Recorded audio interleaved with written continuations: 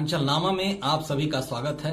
मैं हूं शक्ति प्रकाश श्रीवास्तव। एक साल में दहेज से काशी में गईं 31 जानें। भारतीय कानून में दहेज से होने वाले हत्याओं पर अंकुश लगाने के लिए बहुतेरे सख्त प्रावधान किए गए हैं, लेकिन इसके बावजूद दहेज से होने वाली घटनाएं कम होने का नाम ही नहीं ले रही। प्रधानमंत्री नरेंद्र मोदी के संसदीय क्षेत्र वाराणसी में बीते एक साल में 31 बेटियों की जान दहेज के चलते चली गई। इनमें कुछ की मौतें खबरें बनी तो कुछ ने खामोशी से मौत को गले लगा लिया। अभी भी दहेज प्रताड़ना के कई मामले ऐसे हैं जो पंचायतों के बीच उलझे हुए हैं और उनका हल नहीं निकल पा रहा है। वाराणसी कमिश्नरेट पुलिस ने एक साल में दहेज उत्पीड़न के 533 मामले दर्ज किए हैं। इन मामलों में अधिकतर शादी के शुरुआती सालों के हैं। उनमें भी एक साल के अंदर वाले मामले अधिक हैं। इन मामलों के मूल में कहीं कार, फ्लैट, पैसा है तो कहीं पति के अवैध संबंध वजह है। इनमें शिकार महिलाएं वही हैं जो प्रताड़ना नहीं सह पाईं और जान दे दी।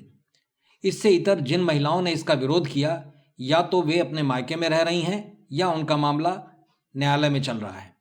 हालांकि जान देने से पहले कई पीड़िताओं ने अपने मायके में अपनी हालात बताई, लेकिन सामाजिक बदनामी और रिश्तों के टूटने के डर से समय रहते उस पर शिकायत किसी अपेक्षित फोरम पर नहीं की जा सकी।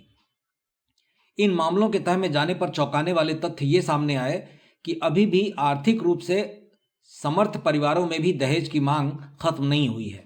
बस फर्क यह है कि उसका स्वरूप बदल गया है।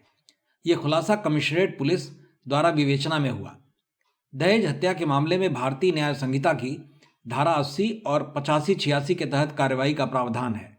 अधिकांश महिलाएं आखिरी वक्त तक चुप रहती हैं। यदि शिकायत समय पर मिलती तो कई बार जानें बच सकती थी।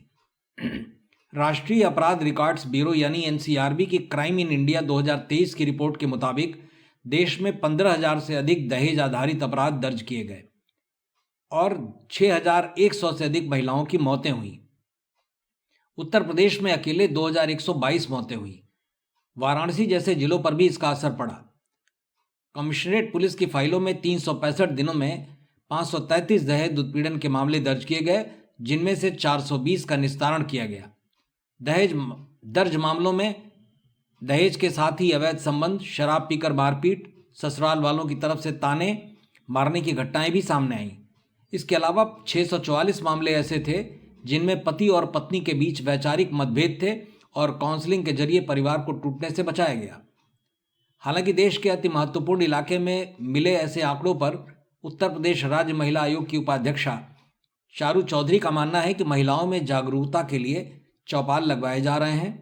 मिशन शक्ति अभियान के तहत शहर और ग्रामीण क्षेत्रों में बहु बेटी अभियान चल रहा है। इसके तहत पुलिस की टीमें महिलाओं और युवतियों को दहेज और अन्य अपराधों के प्रति जागरूक भी कर रही हैं। मतलब की बात में आज बस इतना ही। कल फिर मुलाकात होगी इसी समय, इसी चैनल पर। तब तक के लिए नमस्कार।